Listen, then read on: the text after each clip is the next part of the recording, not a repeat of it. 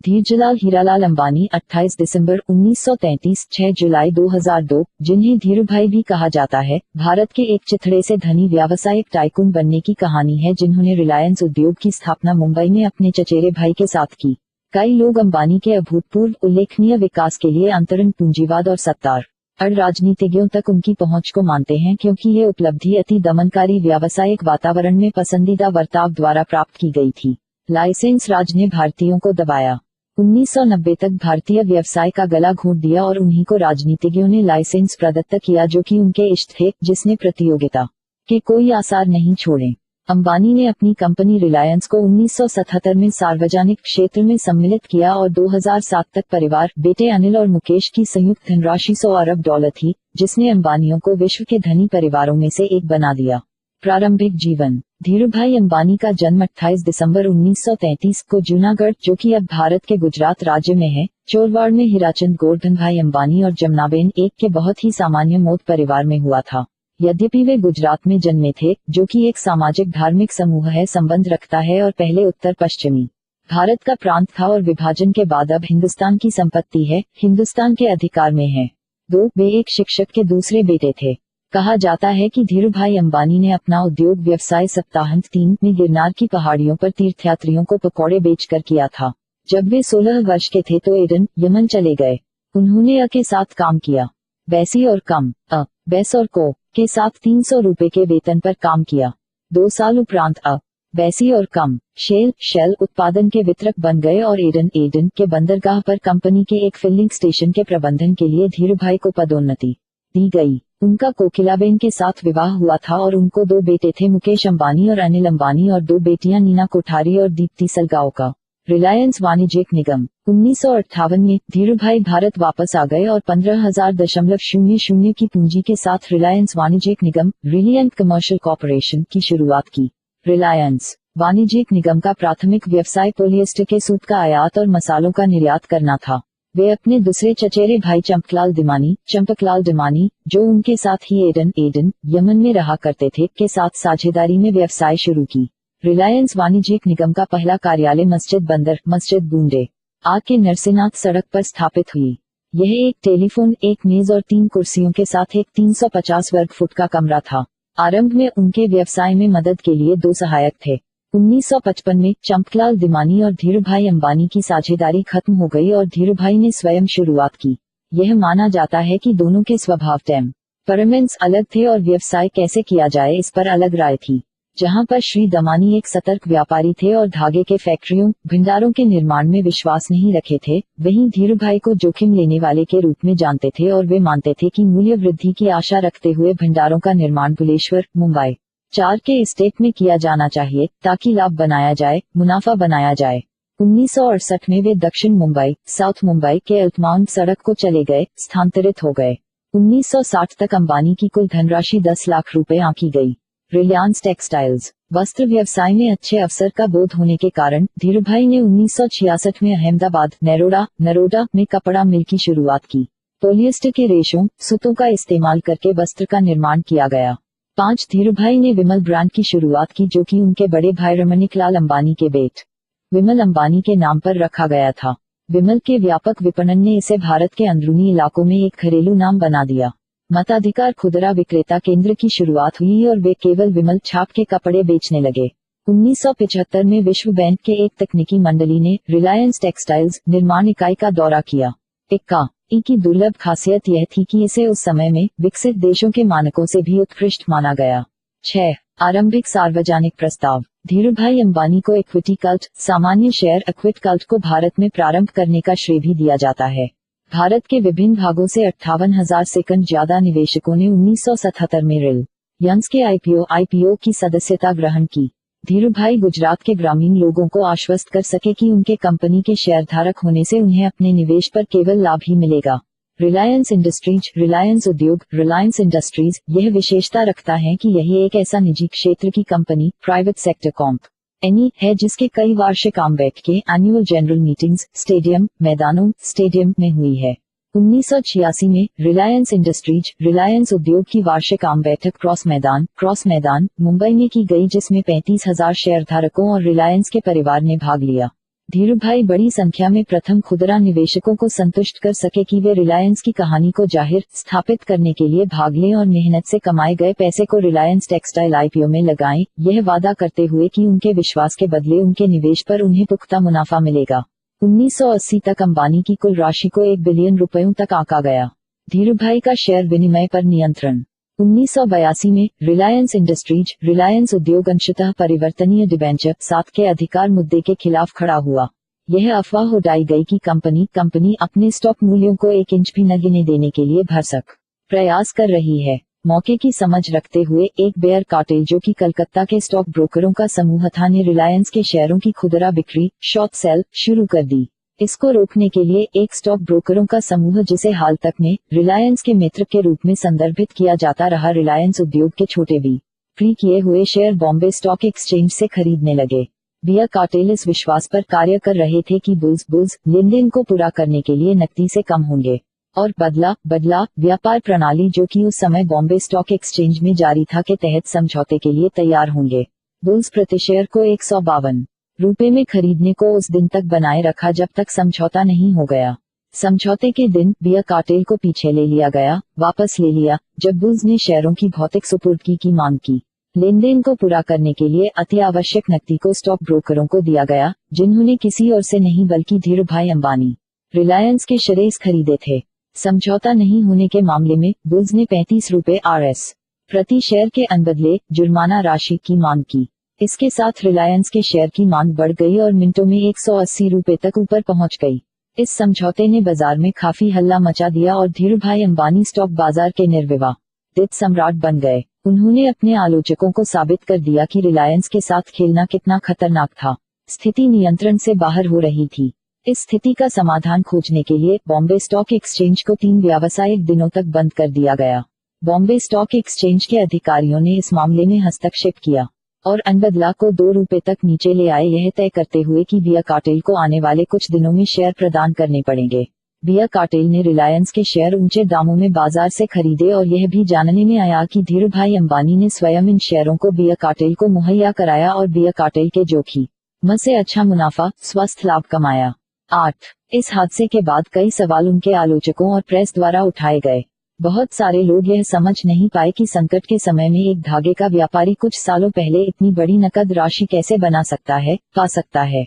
इसका जवाब संसद में तत्कालिक वित्त मंत्री प्रणब एम मुखर्जी जी ने दिया। उन्होंने सभा को सूचित किया कि एक अप्रवासी भारतीय ने रुपए RS 22 करोड़ तक निवेश 1982 ऋण 83 तक रिलायंस में 22 करोड़ ऐसे निवेश कई कंपनियों जैसे क्रोकोडाइल, लोटा और फियास्को के माध्यम से की गए। ये कंपनियां शुरुआती तौर पर स्टेट ऑफ मैन में पंजीकृत की गई थी। दिलचस्प बात यह थी कि इन कंपनियों के प्रवर्तकों या मालिकों के एक समान कुल नाम थे शाह। इस घटना पर की गई एक जांच में भारतीय रिजर्व बैंक कुछ भी अनैतिक और गैरकानूनी कार्य या लेनदेन नहीं खोज पाई जो कि रिलायंस और उसके सहायकों द्वारा किया गई थी। 9 वैविध्यकरण। अपने कार्यकाल में धीरूभाई ने व्यवसाय को प्रमुख विशेषज्ञता के रूप में पेट्रोकेमिकल्स और अतिरिक्त रुचियों हितों में दूरसंचार, सूचना प्रौद्योगिकी, ऊर्जा, बिजली, पावर, फुटकर, रिटेल, कपड़ा, टेक्सटाइल, मूलभूत सुविधाओं की सेवा, इंफ्रास्ट्रक्चर, पूंजी बाजार, कैपिटल मार्केट और प्रचालन तंत्र, लॉजिस्टिक्स को विविधता प्रदान की। कंपनी को पूर्ण रूप में BBC 10 द्वारा एक व्यावसायिक साम्राज्य जिसका सालाना कारोबार $12 बिलियन है और 85,000 मजबूत कार्यबल है के रूप में वर्णित किया गया। आलोचना। अपने जादुई स्पर्श के बावजूद अंबानी को अपने लचीले मूल्यों और अनैतिक प्रवृत्ति जो कि उसमें दौड़ रहे थे उसे लेकर जाना जाता था। उनके जीवनी लेखक खुद इस बात को स्वीकारते हैं कि अनैतिक व्यवहार और अवैध कार्यों की कुछ एक ऐसी घटनाएं हैं जिसका उन्होंने खुद अनुभव किया, जैसे कि सार्वजनिक मुद्रा का विकृतीकरण करना जबकि वे दुबई में पेट्रोल पंप पर एक मामूली कर्मचारी थे। उन पर यह आरोप लगाया गया कि उन्होंने सरकारी नीतियों को अपनी आवश्यकताओं के अनुकूल चालाकी से बदला और उन्हें सरकारी चुनावों में राजा बनाने वाला माना जाता है। 11 हालांकि ज्यादातर मीडिया स्रोतों में व्यापार राजनीति की सांठ-गांठ के बारे में बोलने की प्रवृत्ति थी। अंबानी के खेमे ने मीडिया से हमेशा ज्यादा सुरक्षा और शरण का लाभ आनंद उठाया जो कि सारे देश को एक तूफान की तरह लपेटी हुई थी। नस्ली वाडिया के साथ संघर्ष संपादित करें। बॉम्बे डाइंग के नस्ली वाडिया एक समय में धीरूभाई और रिलायंस उद्योग के सबसे बड़े प्रतिस्पर्धी थे। नस्ली वाडिया और धीरूभाई दोनों अपनी राजनीतिक क्षेत्र घेरे में अपनी पहुंच के लिए जाने जाते थे और उनमें योग्यता थी कि वे मुश्किल से मुश्किल लाइसेंस को भी उदारीकरण पूर्व अर्थव्यवस्था में अनुमोदित करा लेते थे।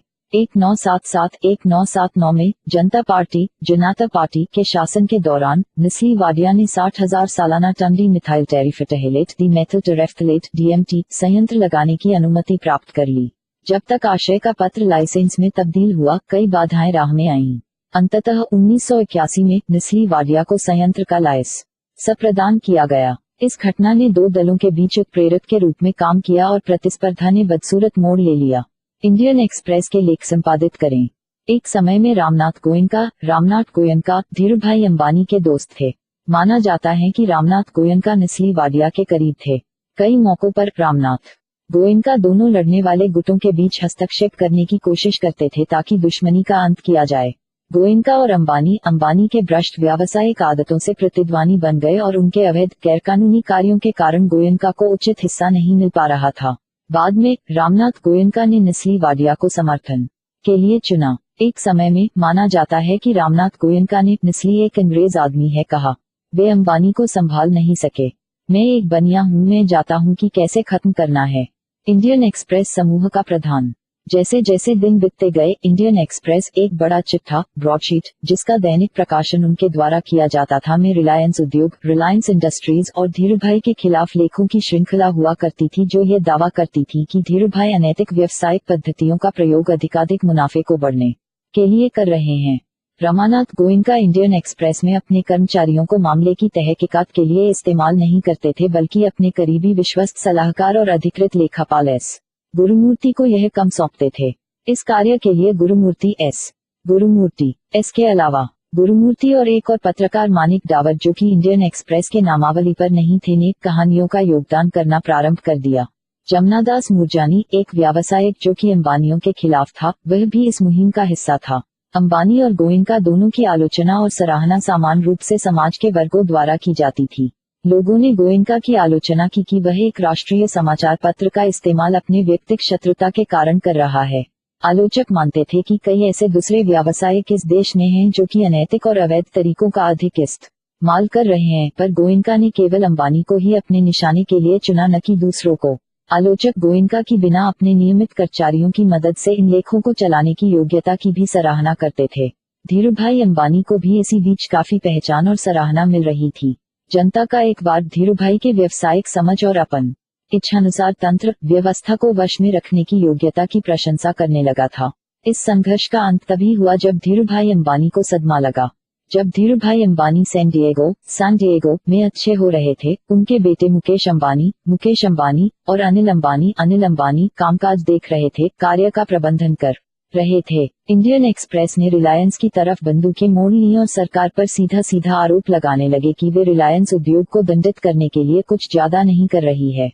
वाडिया, गोयनका और अंबानियों के बीच लड़ाई ने अब नई दिशा ले ली थी और राष्ट्रीय संकट बन गई थी। गुरुमूर्ति और दूसरे पत्रकार मुलगांवकर राष्ट्रपति ज्ञानी जेल सिंह के साथ रहे और उनकी तरफ से प्रधानमंत्री को एक प्रतिकूल फर्जी पत्र लिखा।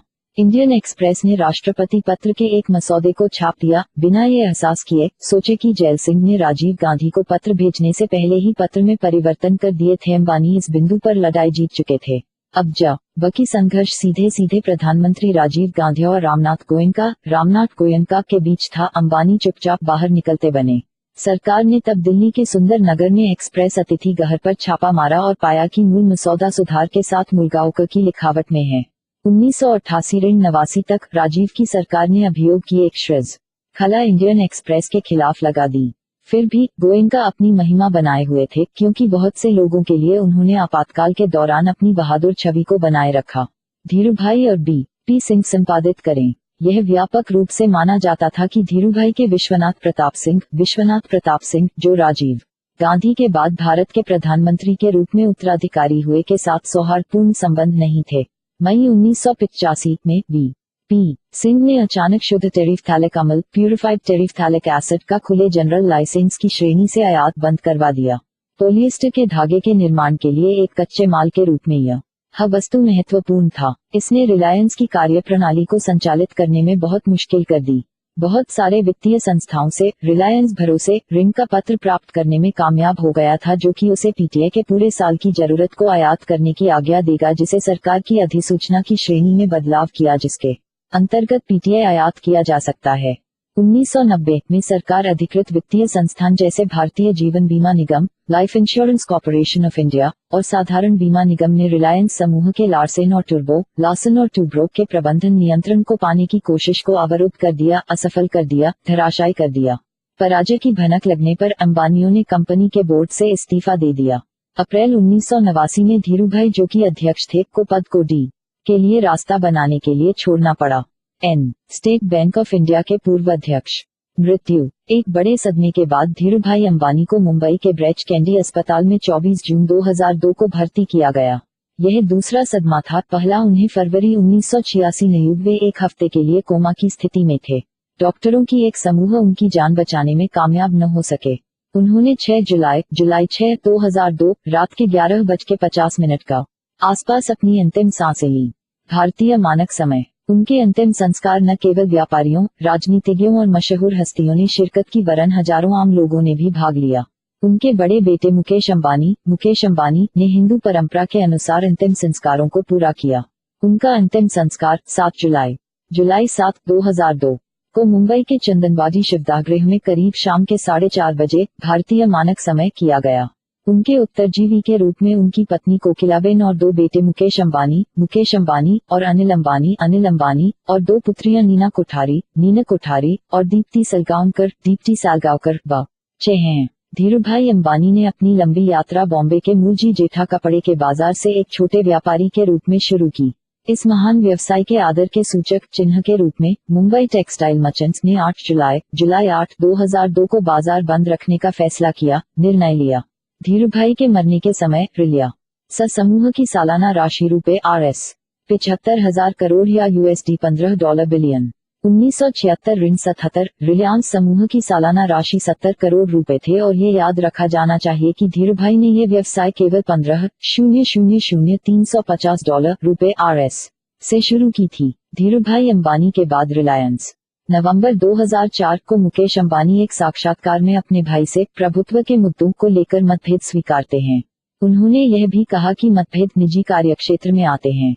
उनकी राय यह थी कि इसका कोई प्रभाव कंपनी के कार्यप्रणाली पर नहीं पड़ेगा, यह कहते हुए कि रिलायंस पेशेवरों द्वारा प्रबंधित मजबूत कंपनियों में से एक है। रिलायंस उद्योग की भारतीय अर्थव्यवस्था में महत्ता को मानते हुए इस मुद्दे को मीडिया में विस्तृत विज्ञापन मिला। 12 कुंडापुर वामन कामत ICICI बैंक 13 के प्रबंध निदेशक, जो अंबानी परिवार के करीबी दोस्त हैं, को इस मुद्दे को निपटाते हुए मीडिया में देखा गया। भाइयों ने अपनी मां कोकिलाबेन अंबानी को इस मुद्दे का हल निकलने का काम सौंपा। 18 जून 2005 को कोकिलाबेन अंबानी ने कहा कि एक विज्ञप्ति के द्वारा मामले का निपटान होगा। रिलायंस साम्राज्य अंबानी भाइयों में बंट गया। मुकेश अंबानी को रिल और IPCL और छोटे सहोदर अनिल अंबानी को रिलायंस पूंजी, रिलायंस ऊर्जा और रिलायंस इन्फोकॉम का सरनामा मिला। मुकेश अंबानी द्वारा चलाई जा रही संस्था को रिलायंस उद्योग लिमिटेड के नाम से अभिहित किया गया, जबकि अनिल समूह का नाम पुनः अनिल धीरूभाई अंबानी समूह अडाग में बदल दिया गया। एक फिल्म जिस पर आरोप लगाया गया कि यह धीरूभाई अंबानी के जीवन पर आधारित है, को 12 जनवरी 2007 को विमोचित किया गया। मणि रत्नम द्वारा निर्देशित हिंदी फिल्म गुरु और राजीव मेनन द्वारा छायांकन और A.R. रहमान के संगीत से सजी एक आदमी के भारतीय व्यापार जगत में पहचान बनाने के संघर्ष को एक काल्पनिक शक्ति ग्रुप ऑफ इंडस्ट्रीज द्वारा दिखाया गया है। फिल्मी सितारे अभिषेक बच्चन, मिथुन चक्रवर्ती, ऐश्वर्या राय, माधवन और विद्या बालन। फिल्म में अभिषेक बच्चन ने गुरुकांत देसी का किरदार निभाया है, जो कि धीरूभाई अंबानी के चरित्र से मेल खाता है। मिथुन चक्रवर्ती मानिक दा का अभिनय कर रहे हैं, जो रामनाथ गोयनका के वास्तविक जीवन से रहस्यमयी ढंग से मिलता है, और माधवन एस का किरदार गुरुमूर्ति, जिन्हें भारत के सबसे भयानक सामूहिक युद्ध में रिलायंस समूह के खिलाफ अपने जहरीले आक्रमणों को सरंजाम देने के लिए जाना जाता है, वे 20 साल पहले ही प्रसिद्ध हो गए थे। फिल्म गुरुकांत देसाई के चरित्र की मदद से धीरूभाई अंबानी के आत्मबल को भी दर्शाती है। गुरुभाई, जो नाम अभिषेक को दिया गया है, वह भी धीरूभाई के वास्तविक नाम से मेल खाता है। पुरस्कार और पहचान नवंबर 2000 में भारत में उनके रसायन उद्योग के विकास में उल्लेखनीय योगदान की पहचान के लिए केमटेक संस्था और विश्व रसायन अभियांत्रिकी द्वारा उन्हें सदी के मानव के पुरस्कार से सम्मानित किया गया। 2002, 1998 और 1996 में उन्हें एशियावीक पत्रिका द्वारा एशिया के शक्तिशाली 50 सबसे शक्तिशाली लोग के रूप में प्रस्तुत किया गया। जून 1998, वॉटन स्कूल, पेंसिल्वेनिया विश्वविद्यालय, the Wharton school, university of Pennsylvania द्वारा उल्लेखनीय नेतृत्व क्षमता के उदाहरण के रूप में डीन पदक दिया गया। धीरूभाई अंबानी की विशिष्ट विशेषता उपलब्धि यह थी कि वे वॉटन स्कूल से डीन पदक पाने वाले पहले भारतीय बने। 14 अगस्त 2001 द इकोनॉमिक टाइम्स द्वारा सामूहिक उत्कृष्टता के लिए लाइफटाइम अचीवमेंट से नवाजा गया। धीरूभाई अंबानी को 20वीं सदी के मानव के नाम से भारतीय वाणिज्य और उद्योग सदन महासंघ federation of Indian chambers of commerce and industry नवाजा गया। फिक्की 2000 में टाइम्स ऑफ इंडिया द्वारा आयोजित एक जनमत सर्वेक्षण में उन्हें शताब्दियों में संपत्ति के महान निर्माता के पक्ष में मत दिया गया। वह भारत का सच्चा पुत्र है। प्रसिद्ध कथन उद्धरण प्रारंभ से ही धीरूभाई को ऊंचे सम्मान के साथ देखा जाता था, इज्जत के साथ देखा जाता था। पेट्रो रसायन व्यवसाय में उनकी सफलता और चिथड़े से धनी बनने की कहानी ने उन्हें भारतीय लोगों के दिमाग में एक पंथ बना दिया था, आदर्श बना दिया था। एक गुणी व्यावसायिक नेता के अलावा वे एक प्रेरककर्ता भी थे। उन्होंने बहुत कम सार्वजनिक भाषण दिए, लेकिन उनके द्वारा कही गई बातें आज भी अपने मूल्यों के लिए याद रखी जाती हैं। 30 मिलियन निवेशकों के साथ रिल को विश्व की सबसे बड़ी कंपनी का खिताब मिल जाएगा। मैं न सुनने का आदी नहीं, मैं ना शब्द के लिए बहरा हूँ। रिलायंस के विकास की कोई सीमा नहीं। मैं अपना दृष्टिकोण बदलता रहता हूँ। ये आप तभी कर सकते हैं जब आप सपना देखेंगे।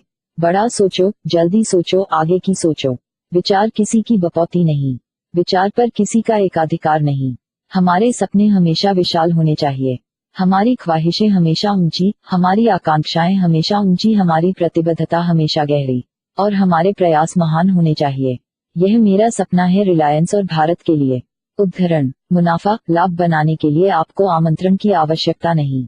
अगर आप दृढ़ता और पूर्णता के साथ काम करें तो कामयाबी खुद आपके कदम चूमेगी, सफलता आपका अनुसरण करेगी। उद्धरण मुश्किलों में भी अपने लक्ष्यों को ढूंढिए और आपदाओं को अवसरों, मौकों में तब्दील कीजिए, बदलिए। युवाओं को उचित माहौल दीजिए, उन्हें प्रेरित कीजिए, उन्हें जो जरूरत है उसकी मदद कीजिए। प्रत्येक में अनंत ऊर्जा का स्रोत है। वे फल देंगे, वे देंगे। मेरे भूत, वर्तमान और भविष्य में एक समान पहलू है, संबंध और आस्था। ये हमारे विकास की नींव है। हम लोगों पर दांव लगते हैं। समय सीमा को छू लेना ही ठीक नहीं है, समय सीमा को हरा देना मेरी आशा है, चाह है। हारे ना, हिम्मत ही मेरा विश्वास है। हम अपने शासकों को नहीं बदल सकते, पर हम उनके शासन के नियम को बदल सकते हैं। धीरूभाई एक दिन चला जाएगा, पर रिलायंस के कर्मचारी और शेयरधारक इसे चलाते रहेंगे, बचाए रखेंगे। रिलायंस अब एक ऐसी अवधारण है जहां पर अब अंबानी अप्रासंगिक हो गए हैं। धीरजलाल हीरालाल अंबानी 28 दिसंबर 1933 6 जुलाई 2002, जिन्हें धीरूभाई भी कहा जाता है, भारत के एक चिथड़े से धनी व्यावसायिक टाइकून बनने की कहानी है जिन्होंने रिलायंस उद्योग की स्थापना मुंबई में अपने चचेरे भाई के साथ की। कई लोग अंबानी के अभूतपूर्व उल्लेखनीय विकास के लिए अंतरण पूंजीवाद और सत्तार अड़ राजनीतिज्ञों तक उनकी पहुंच को मानते हैं, क्योंकि ये उपलब्धि अति दमनकारी व्यावसायिक वातावरण में पसंदीदा बर्ताव द्वारा प्राप्त की गई थी। लाइसेंस राज ने भारतीयों को दबाया। 1990 तक भारतीय व्यवसाय का गला घोंट दिया और उन्हीं को राजनीतिज्ञों ने लाइसेंस प्रदत्त किया जो कि उनके इष्ट थे, जिसने प्रतियोगिता के कोई आसार नहीं छोड़े। अंबानी ने अपनी कंपनी रिलायंस को 1977 में सार्वजनिक क्षेत्र में सम्मिलित किया और 2007 तक परिवार, बेटे अनिल और मुकेश की संयुक्त धनराशि $100 अरब थी, जिसने अंबानियों को विश्व के धनी परिवारों में से एक बना दिया। प्रारंभिक जीवन धीरूभाई अंबानी का जन्म 28 दिसंबर 1933 को जूनागढ़, जो कि अब भारत के गुजरात राज्य में है, चोरवाड़ में हीराचंद गोवर्धनभाई अंबानी और जमुनाबेन एक के बहुत ही सामान्य मोद परिवार में हुआ था। यद्यपि वे गुजरात में जन्मे थे, जो कि एक सामाजिक धार्मिक समूह है, संबंध रखता है और पहले उत्तर पश्चिमी भारत का प्रांत था और विभाजन के बाद अब हिंदुस्तान की संपत्ति है, हिंदुस्तान के अधिकार में है। वे एक शिक्षक के दूसरे बेटे थे। कहा जाता है कि धीरूभाई अंबानी ने अपना उद्योग व्यवसाय सप्ताहांत 3 में गिरनार की पहाड़ियों पर तीर्थयात्रियों को पकौड़े बेचकर किया था। जब वे 16 वर्ष के थे तो एडन, यमन चले गए। उन्होंने के साथ काम किया। बैसी और कम बेस और को के साथ 300 रुपए के वेतन पर काम किया। 2 साल उपरांत बेसी और कम शेल उत्पादन के वितरक बन गए और एडन के बंदरगाह पर कंपनी के एक फिलिंग स्टेशन के प्रबंधन के लिए धीरूभाई को पदोन्नति दी गई। उनका कोकिलाबेन के साथ विवाह हुआ था और उनको 2 बेटे थे, मुकेश अंबानी और अनिल अंबानी, और 2 बेटियां नीना कोठारी और दीप्ति सलगाओकर। रिलायंस वाणिज्यिक निगम 1958 में धीरूभाई भारत वापस आ गए और 15,000.00 की पूंजी के साथ रिलायंस वाणिज्यिक निगम रिलायंस कमर्शियल कॉर्पोरेशन की शुरुआत की। रिलायंस वाणिज्यिक निगम का प्राथमिक व्यवसाय पॉलिएस्टर के सूत का आयात और मसालों का निर्यात करना था। वे अपने दूसरे चचेरे भाई चंपकलाल दिमानी, जो उनके साथ ही एडन यमन में रहा करते थे, के साथ साझेदारी में व्यवसाय शुरू की। रिलायंस वाणिज्यिक निगम का पहला कार्यालय मस्जिद बूंदे आग के नरसिंहनाथ सड़क पर स्थापित हुई। यह एक टेलीफोन, एक मेज और 3 कुर्सियों के साथ एक 350 वर्ग फुट का कमरा था। आरंभ में उनके व्यवसाय में मदद के लिए 2 सहायक थे। 1955 में चंपकलाल दिमानी और धीरूभाई अंबानी की साझेदारी खत्म हो गई और धीरूभाई ने स्वयं शुरुआत की। यह माना जाता है कि दोनों के स्वभाव टेम्परामेंट्स अलग थे और व्यवसाय कैसे किया जाए इस पर अलग राय थी। जहां पर श्री दमानी एक सतर्क व्यापारी थे और धागे के फैक्ट्रियों, भंडारों के निर्माण में विश्वास नहीं रखे थे, वहीं धीरूभाई को जोखिम लेने वाले के रूप में जानते थे और वे मानते थे कि मूल्य वृद्धि की आशा रखते हुए भंडारों का निर्माण बुलेश्वर, मुंबई 4 के एस्टेट में किया जाना चाहिए ताकि लाभ बनाया जाए, मुनाफा बनाया जाए। 1968 में वे दक्षिण मुंबई, साउथ मुंबई के अल्टमाउंट सड़क को चले गए, स्थानांतरित हो गए। 1960 तक अंबानी की कुल धनराशि 10 लाख रुपए आंकी गई। रिलायंस टेक्सटाइल्स वस्त्र व्यवसाय में अच्छे अवसर का बोध होने के कारण धीरूभाई ने 1966 में अहमदाबाद नरोडा में कपड़ा मिल की शुरुआत की। पॉलिएस्टर के रेशों, सूतों का इस्तेमाल करके वस्त्र का निर्माण किया गया। 5 धीरूभाई ने विमल ब्रांड की शुरुआत की, जो कि उनके बड़े भाई रमणिकलाल अंबानी के बेटे विमल अंबानी के नाम पर रखा गया था।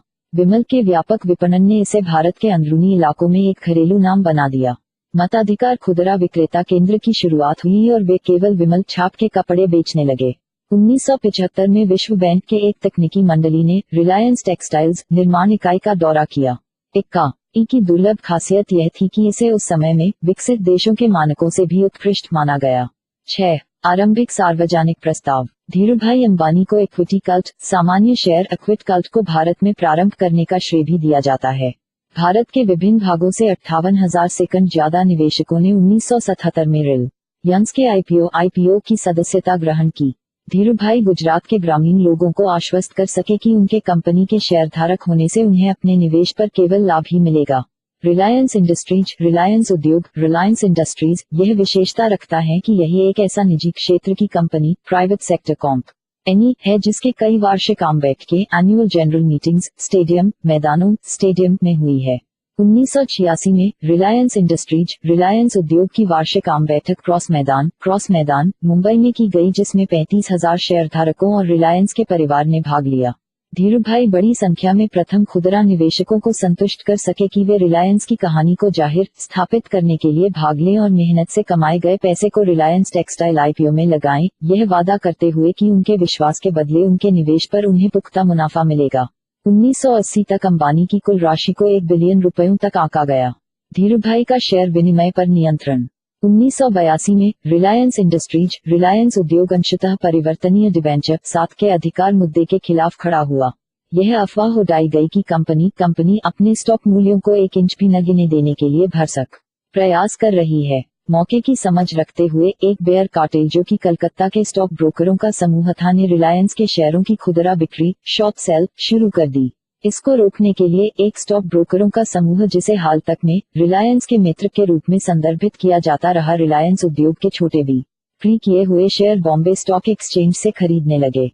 बेयर कार्टेल इस विश्वास पर कार्य कर रहे थे कि बुल्स लेनदेन को पूरा करने के लिए नकदी से कम होंगे और बदला व्यापार प्रणाली, जो कि उस समय बॉम्बे स्टॉक एक्सचेंज में जारी था, के तहत समझौते के लिए तैयार होंगे। बुल्स प्रति शेयर को 152 रुपए में खरीदने को उस दिन तक बनाए रखा जब तक समझौता नहीं हो गया। समझौते के दिन बेयर कार्टेल को पीछे ले लिया गया, वापस ले लिया, जब बुल्स ने शेयरों की भौतिक सुपुर्दगी की मांग की। लेनदेन को पूरा करने के लिए अति आवश्यक नकदी को स्टॉक ब्रोकरों को दिया गया, जिन्होंने किसी और से नहीं बल्कि धीरूभाई अंबानी रिलायंस के शेयर्स खरीदे थे। समझौता नहीं होने के मामले में बुल्स ने 35 रुपए RS प्रति शेयर के अनबदले जुर्माना राशि की मांग की। इसके साथ रिलायंस के शेयर की मांग बढ़ गई और मिनटों में 180 रुपए तक ऊपर पहुंच गई। इस समझौते ने बाजार में काफी हल्ला मचा दिया और धीरूभाई अंबानी स्टॉक बाजार के निर्विवादित सम्राट बन गए। उन्होंने अपने आलोचकों को साबित कर दिया कि रिलायंस के साथ खेलना कितना खतरनाक था। स्थिति नियंत्रण से बाहर हो रही थी। इस स्थिति का समाधान खोजने के लिए बॉम्बे स्टॉक एक्सचेंज को 3 व्यावसायिक दिनों तक बंद कर दिया गया। बॉम्बे स्टॉक एक्सचेंज के अधिकारियों ने इस मामले में हस्तक्षेप किया और अनबदला को 2 रुपए तक नीचे ले आए, यह तय करते हुए कि बिया कार्टेल को आने वाले कुछ दिनों में शेयर प्रदान करने पड़ेंगे। बिया कार्टेल ने रिलायंस के शेयर ऊंचे दामों में बाजार से खरीदे और यह भी जानने में आया कि धीरूभाई अंबानी ने स्वयं इन शेयरों को बिया कार्टेल को मुहैया कराया और बिया कार्टेल के जोखिम से अच्छा मुनाफा स्वस्थ लाभ कमाया। 8. इस हादसे के बाद कई सवाल उनके आलोचकों और प्रेस द्वारा उठाए गए। बहुत सारे लोग यह समझ नहीं पाए कि संकट के समय में एक धागे का व्यापारी कुछ सालों पहले इतनी बड़ी नकद राशि कैसे पा सकता है। इसका जवाब संसद में तत्कालिक वित्त मंत्री प्रणब एम मुखर्जी जी ने दिया। उन्होंने सभा को सूचित किया कि एक अप्रवासी भारतीय ने ₹22 करोड़ तक निवेश 1982 ऋण 83 तक रिलायंस में 22 करोड़ ऐसे निवेश कई कंपनियों जैसे क्रोकोडाइल, लोटा और फियास्को के माध्यम से की गए। ये कंपनियां शुरुआती तौर पर स्टेट ऑफ मैन में पंजीकृत की गई थी। दिलचस्प बात यह थी कि इन कंपनियों के प्रवर्तकों या मालिकों के एक समान कुल नाम थे शाह। इस घटना पर की गई एक जांच में भारतीय रिजर्व बैंक कुछ भी अनैतिक और गैरकानूनी कार्य या लेनदेन नहीं खोज पाई जो कि रिलायंस और उसके सहायकों द्वारा किया गई थी। 9. वैविध्यकरण। अपने कार्यकाल में धीरूभाई ने व्यवसाय को प्रमुख विशेषज्ञता के रूप में पेट्रोकेमिकल्स और अतिरिक्त रुचियों हितों में दूरसंचार, सूचना प्रौद्योगिकी, ऊर्जा, बिजली, पावर, फुटकर, रिटेल, कपड़ा, टेक्सटाइल, मूलभूत सुविधाओं की सेवा, इंफ्रास्ट्रक्चर, पूंजी बाजार, कैपिटल मार्केट और प्रचालन तंत्र, लॉजिस्टिक्स को विविधता प्रदान की। कंपनी को पूर्ण रूप में BBC 10 द्वारा एक व्यावसायिक साम्राज्य जिसका सालाना कारोबार $12 बिलियन है और 85,000 मजबूत कार्यबल है के रूप में वर्णित किया गया। आलोचना। अपने जादुई स्पर्श के बावजूद अंबानी को अपने लचीले मूल्यों और अनैतिक प्रवृत्ति जो कि उसमें दौड़ रहे थे उसे लेकर जाना जाता था। उनके जीवनी लेखक खुद इस बात को स्वीकारते हैं कि अनैतिक व्यवहार और अवैध कार्यों की कुछ एक ऐसी घटनाएं हैं जिसका उन्होंने खुद अनुभव किया, जैसे कि सार्वजनिक मुद्रा का विकृतीकरण करना जबकि वे दुबई में पेट्रोल पंप पर एक मामूली कर्मचारी थे। उन पर यह आरोप लगाया गया कि उन्होंने सरकारी नीतियों को अपनी आवश्यकताओं के अनुकूल चालाकी से बदला और उन्हें सरकारी चुनावों में राजा बनाने वाला माना जाता है। 11. हालांकि ज्यादातर मीडिया स्रोतों में व्यापार राजनीति की सांठ-गांठ के बारे में बोलने की प्रवृत्ति थी, अंबानी के खेमे ने मीडिया से हमेशा ज्यादा सुरक्षा और शरण का आनंद उठाया जो कि सारे देश को एक तूफान की तरह लपेटी हुई थी। नस्ली वाडिया के साथ संघर्ष संपादित करें। बॉम्बे डाइंग के नस्ली वाडिया एक समय में धीरूभाई और रिलायंस उद्योग के सबसे बड़े प्रतिस्पर्धी थे। नस्ली वाडिया और धीरूभाई दोनों अपनी राजनीतिक क्षेत्र घेरे में अपनी पहुंच के लिए जाने जाते थे और उनमें योग्यता थी कि वे मुश्किल से मुश्किल लाइसेंस को भी उदारीकरण पूर्व अर्थव्यवस्था में अनुमोदित करा लेते थे। 1977-1979 में जनता पार्टी के शासन के दौरान नस्ली वाडिया ने 60,000 सालाना टन डी मिथाइल टेरिफेथैलेट DMT संयंत्र लगाने की अनुमति प्राप्त कर ली। जब तक आशय का पत्र लाइसेंस में तब्दील हुआ, कई बाधाएं राह में आईं। अंततः 1981 में नस्ली वाडिया को संयंत्र का लाइसेंस प्रदान किया गया। इस घटना ने दो दलों के बीच उत्प्रेरक के रूप में काम किया और प्रतिस्पर्धा ने बदसूरत मोड़ ले लिया। इंडियन एक्सप्रेस के लेख संपादित करें। एक समय में रामनाथ गोयनका धीरूभाई अंबानी के दोस्त थे। माना जाता है कि रामनाथ गोयनका नस्ली वाडिया के करीब थे। कई मौकों पर रामनाथ गोयनका दोनों लड़ने वाले गुटों के बीच हस्तक्षेप करने की कोशिश करते थे ताकि दुश्मनी का अंत किया जाए। गोयनका और अंबानी के भ्रष्ट व्यावसायिक आदतों से प्रतिद्वंदी बन गए और उनके अवैध गैरकानूनी कार्यों के कारण गोयनका को उचित हिस्सा नहीं मिल पा रहा था। बाद में रामनाथ गोयनका ने नस्ली वाडिया को समर्थन के लिए चुना। एक समय में माना जाता है कि रामनाथ गोयनका ने नस्ली एक अंग्रेज आदमी है कहा। वे अंबानी को संभाल नहीं सके। मैं एक बनिया हूं, मैं जाता हूं कि कैसे खत्म करना है। इंडियन एक्सप्रेस समूह का प्रधान। जैसे जैसे दिन बीतते गए, इंडियन एक्सप्रेस एक बड़ा चिट्ठा ब्रॉडशीट जिसका दैनिक प्रकाशन उनके द्वारा किया जाता था में रिलायंस उद्योग, रिलायंस इंडस्ट्रीज और धीरूभाई के खिलाफ लेखों की श्रृंखला हुआ करती थी जो ये दावा करती थी कि धीरूभाई अनैतिक व्यावसायिक पद्धतियों का प्रयोग अधिकाधिक मुनाफे को बढ़ने के लिए कर रहे हैं। रमानाथ गोयनका इंडियन एक्सप्रेस में अपने कर्मचारियों को मामले की तहकीकात के लिए इस्तेमाल नहीं करते थे, बल्कि अपने करीबी विश्वस्त सलाहकार और अधिकृत लेखापाल एस गुरुमूर्ति को यह काम सौंपते थे। इस कार्य के लिए गुरुमूर्ति एस के अलावा गुरुमूर्ति और एक और पत्रकार मानिक डावर, जो कि इंडियन एक्सप्रेस के नामावली पर नहीं थे, ने कहानियों का योगदान करना प्रारंभ कर दिया। जमनादास मुरजानी, एक व्यावसायिक जो कि अंबानियों के खिलाफ था, वह भी इस मुहिम का हिस्सा था। अंबानी और गोयनका दोनों की आलोचना और सराहना समान रूप से समाज के वर्गों द्वारा की जाती थी। लोगों ने गोयनका की आलोचना की कि वह एक राष्ट्रीय समाचार पत्र का इस्तेमाल अपने व्यक्तिगत शत्रुता के कारण कर रहा है। आलोचक मानते थे कि कई ऐसे दूसरे व्यावसायिक इस देश में हैं जो कि अनैतिक और अवैध तरीकों का अधिक इस्तेमाल कर रहे हैं, पर गोयनका ने केवल अंबानी को ही अपने निशाने के लिए चुना, न कि दूसरों को। आलोचक गोयनका की बिना अपने नियमित कर्मचारियों की मदद से इन लेखों को चलाने की योग्यता की भी सराहना करते थे। धीरूभाई अंबानी को भी इसी बीच काफी पहचान और सराहना मिल रही थी। जनता का एक वर्ग धीरूभाई के व्यावसायिक समझ और अपन इच्छानुसार तंत्र व्यवस्था को वश में रखने की योग्यता की प्रशंसा करने लगा था। इस संघर्ष का अंत तभी हुआ जब धीरूभाई अंबानी को सदमा लगा। जब धीरूभाई अंबानी सैन डिएगो में अच्छे हो रहे थे, उनके बेटे मुकेश अंबानी और अनिल अंबानी कामकाज देख रहे थे, कार्य का प्रबंधन कर रहे थे। इंडियन एक्सप्रेस ने रिलायंस की तरफ बंदूकें मोड़ ली और सरकार पर सीधा आरोप लगाने लगे कि वे रिलायंस उद्योग को दंडित करने के लिए कुछ ज्यादा नहीं कर रही है। वाडिया, गोयनका और अंबानियों के बीच लड़ाई ने अब नई दिशा ले ली थी और राष्ट्रीय संकट बन गई थी। गुरुमूर्ति और दूसरे पत्रकार मुलगांवकर राष्ट्रपति ज्ञानी जेल सिंह के साथ रहे और उनकी तरफ से प्रधानमंत्री को एक प्रतिकूल फर्जी पत्र लिखा। इंडियन एक्सप्रेस ने राष्ट्रपति पत्र के एक मसौदे को छाप दिया, बिना ये एहसास किए सोचे कि जेल सिंह ने राजीव गांधी को पत्र भेजने से पहले ही पत्र में परिवर्तन कर दिए थे। अंबानी इस बिंदु पर लड़ाई जीत चुके थे। अब बाकी संघर्ष सीधे प्रधानमंत्री राजीव गांधी और रामनाथ गोयनका के बीच था। अंबानी चुपचाप बाहर निकलते बने। सरकार ने तब दिल्ली के सुंदर नगर में एक्सप्रेस अतिथि गृह पर छापा मारा और पाया कि मूल मसौदा सुधार के साथ मुलगांवकर की लिखावट में है। 1988-89 तक राजीव की सरकार ने अभियोग की एक श्रृंखला इंडियन एक्सप्रेस के खिलाफ लगा दी। फिर भी गोयनका अपनी महिमा बनाए हुए थे, क्योंकि बहुत से लोगों के लिए उन्होंने आपातकाल के दौरान अपनी बहादुर छवि को बनाए रखा। धीरूभाई और बी.पी. सिंह संपादित करें। यह व्यापक रूप से माना जाता था कि धीरूभाई के विश्वनाथ प्रताप सिंह, जो राजीव गांधी के बाद भारत के प्रधानमंत्री के रूप में उत्तराधिकारी हुए, के साथ सौहार्दपूर्ण संबंध नहीं थे। मई 1985 में बी.पी. सिंह ने अचानक शुद्ध टेरिफ्थैलिक अम्ल प्यूरिफाइड टेरिफ्थैलिक एसिड का खुले जनरल लाइसेंस की श्रेणी से आयात बंद करवा दिया। पॉलिएस्टर के धागे के निर्माण के लिए एक कच्चे माल के रूप में यह वस्तु महत्वपूर्ण था। इसने रिलायंस की कार्यप्रणाली को संचालित करने में बहुत मुश्किल कर दी। बहुत सारे वित्तीय संस्थाओं से रिलायंस भरोसे ऋण का पत्र प्राप्त करने में कामयाब हो गया था, जो कि उसे पीटीए के पूरे साल की जरूरत को आयात करने की आज्ञा देगा, जिसे सरकार की अधिसूचना की श्रेणी में बदलाव किया, जिसके अंतर्गत पीटीए आयात किया जा सकता है।